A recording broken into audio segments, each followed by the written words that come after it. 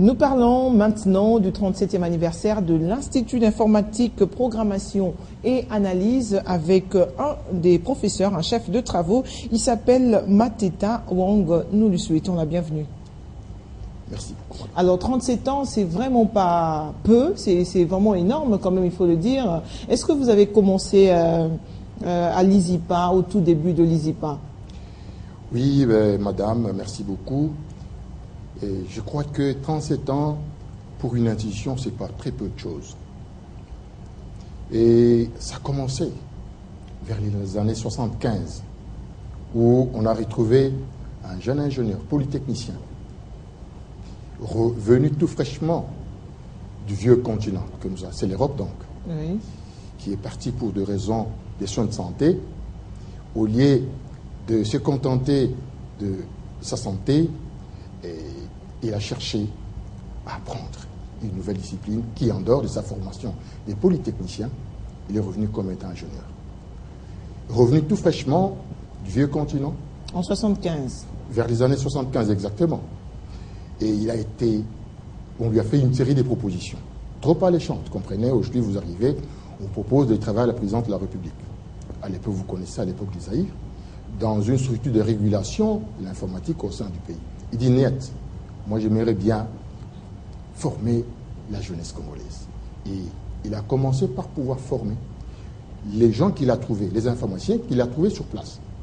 Et en fin de compte, il a trouvé bon qu'il était impérieux que puisse ouvrir une école d'informatique, d'où l'ISIPA. Et ça a commencé chez lui à la maison, où les entreprises lui envoyaient des gens pour qu'ils puissent les former chez lui à la maison. Et enfin, on a commencé par la Colonie de Beaux-Arts, l'Athénée de la Gombe, et vers Victoire, et aujourd'hui, voilà, l'ISIPA a ses propres installations, et ça n'a pas été facile. Certainement, il y a eu des difficultés, hein? D'énormes difficultés, je vous dis. Et les messieurs, les promoteurs de l'ISIPA, je vous dis qu'il a pris les foules à foula. Il a pris les foules à foula, sous la pluie. Et aujourd'hui, bon, les gens disent que l'ISIPA monte. Mais ils ne savent pas comment l'ISIPA a commencé. Ça n'a pas été facile. Un combatif. Je prendrai par exemple, du point de vue de la reconnaissance des diplômes. Il a toujours dit, c'est les résultats qui importent. La reconnaissance viendra après. Et il a bossé dur pour qu'au jour d'aujourd'hui, l'ISIPA se retrouve à ce niveau où il est. Vous avez combien d'établissements? Parce que là, je me rends compte que vous êtes même en province, et très particulièrement dans la province du Bas-Congo. Exactement. Nous avons l'ISIPA Matadi de la province du Bas-Congo, ainsi que l'ISIPA Kinshasa. L'ISIPA Kinshasa a 3 sites. Nous avons les sites de Kitega, nous avons les sites de Chaoumba, et nous avons un tout nouveau site qui est le site de Kikwit, que les autres appellent Mouchi aussi. Alors, et pourquoi c'est de Kikwit? Parce que oui, nous sommes en plein Kinshasa? Nous devons... Même pas à la frontière. Hein. C'est dans la commune de Lingwala. C'est dans la commune de Lingwala où nous sommes en train d'étendre, puisque nous avons déjà Kitega, nous aimerions nous retrouver aussi sur Kikwit. Et tout ça dans le souci de pouvoir donner l'enseignement des qualités. Alors, commencé environ aux années 75. Aujourd'hui, nous sommes en 2007 avec plusieurs sites à Kinshasa. Vous avez parlé de 3 sites. Dans le Bas-Congo, un site. Quel est le secret de ce grand homme pour arriver à ces résultats? Certainement le travail, mais quel est autre secret qui a emmené cet homme à avoir ces différents sites? Oui, madame, c'est un véritable visionnaire. Les secrets, bien sûr, qui vont aider la jeunesse congolaise, qui est d'ailleurs sa cible. C'est un véritable visionnaire. C'est toujours la remise en question de tout ce qu'il fait à tout moment. L'éternelle évaluation de tout ce qu'il fait. À chaque fois qu'il fait quelque chose, il tient à ce qu'il soit critiqué par tout le monde. Et nous, je prendrai notre cas, donc ici pas, on se réfère toujours à la société. Est-ce que les entreprises nous suivent? Est-ce que nous sommes dans le bon chemin par rapport à la vision de la République? Par rapport à la vision du gouvernement? Ce n'est pas du gris-gris, non? Non, c'est le travail. C'est le travail, puisque si je vous dis comment il a commencé, vous ne comprendrez pas. C'est quelqu'un qui se sacrifie pour cette œuvre-là. Il s'est beaucoup sacrifié, pratiquement toute sa vie. Vous comprenez, j'ai pris un tout petit exemple. Quelqu'un qui est parti pour le soin de santé, il revient on lui propose un poste à la présidence de la République dans une structure de régulation de l'informatique à travers le pays. Il dit non. Il dit non, pour pouvoir former. Et quand il a commencé, ça n'a pas été facile. Aujourd'hui, bon, les gens disent tout ce qu'ils peuvent dire, mais ça n'a vraiment pas été facile. Même au jour d'aujourd'hui, il continue à bosser dur. Il ne dort jamais. Alors, les 37 ans de l'ISIPA, c'est quel jour exactement? C'est les 15 novembre de cette année. Dans exactement 10 jours.